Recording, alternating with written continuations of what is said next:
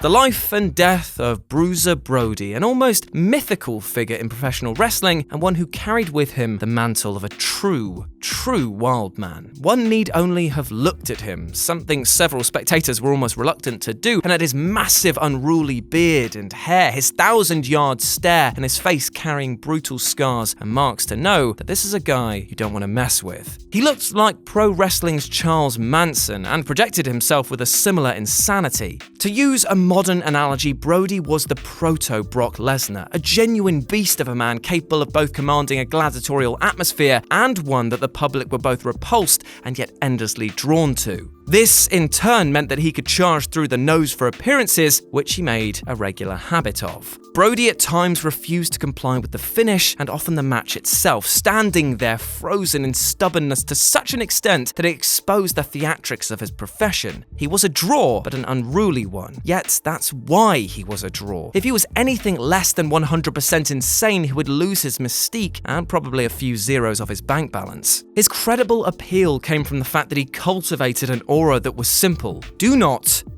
with me. Arguably, his best performances came through his legacy rival with Abdullah the Butcher. Their matches together weren't bound to the ring for very long. Both men rampaged through many an arena frequently and literally collapsing in the stands, as they strangled and smeared blood over one another's faces, lying prone on the concrete. Brody didn't play to anybody, much less the crowd. They gravitated towards him. To his benefit and the detriment of so many others, he was the center of everything.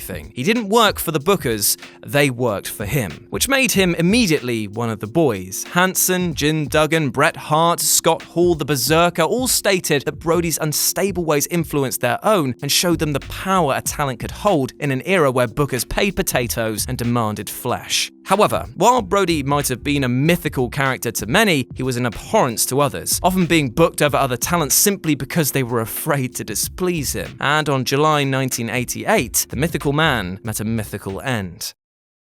While working for the World Wrestling Council in Puerto Rico, Brody was stabbed to death in a locker room shower area by Jose Gonzalez. Witness Dutch Mantel, speaking with Sean Oliver on Kayfabe Commentary, surmised that Gonzalez held a long-dormant hatred of Brody for stiffing him badly in the old WWF, and chose that date, and specifically that site, for reasons that will become clear later, to exact his murderous revenge. Tony Atlas, another witness, recalled later that Gonzalez said to him, "Tony, I finally got in." Perhaps Gonzalez was epileptic, also that Brody had politicked his way into his booker's cut. Now, on Wikipedia, it states that it took paramedics close to an hour to reach Brody due to heavy traffic outdoors and a large stadium crowd. But, as Dave Meltzer on a recent episode of Wrestling Observer Radio stated, the inherent fabrication was that pro wrestling actually decelerated the response time. The thing was that nobody ever knew what to expect of Brody, whether he'd cooperate or even appear, and the same was true of the local authorities. They took that eternity because they weren't initially sure whether what was reported was done so with a winking eye. This late response also was hardly surprising. Just 1 year later, Atsushi Onita attempted to book an angle in which Gonzalez would stab him, even going to the lengths of circulating pictures of himself clutching his bloodied, gutted stomach. Mercifully, he was never exacted the intended revenge. Gonzalez was actually denied entry into Japan. This was beyond tasteless, even by wrestling standards, but it spoke to the complete absence of a moral compass and the distrust that wrestling will always foster. Only in wrestling could one cry wolf after the wolf committed murder.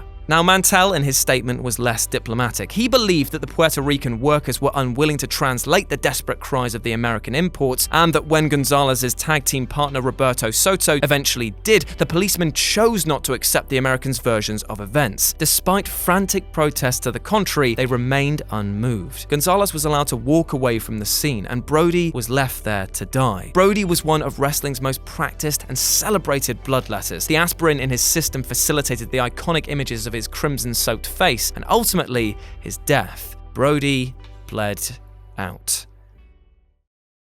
The subsequent trial that came exonerated Gonzalez. And here's the thing, Mantell nor any other willing witness received their summons to testify until after the trial's conclusion. Mired in corruption and cover-up by a Puerto Rico justice system Mantell referred to as weak, Gonzalez literally got away with murder, citing self-defense. In a grim but not altogether shocking turn of events, Gonzalez continued to work Puerto Rico as a babyface in the ensuing years. But in a strange parallel between murderer and victim, this harrowing story diminished the popularity of pro wrestling in that territory. Brody's death rippled throughout history. So too did his life's work. We all know of his influence over Brock Lesnar, direct or otherwise. Similarly, the Road Warriors grew to immense wrestling fame by refusing to sell the offense of their opponents. In New Japan Pro Wrestling, Togi Makabe carries a heavy chain to the ring, much like Brody did in his native country. You could even argue that Luke Harper used to cosplay as Brody on SmackDown. Bruiser Brody was murdered in an infamously grisly chapter of wrestling's infamously grisly story,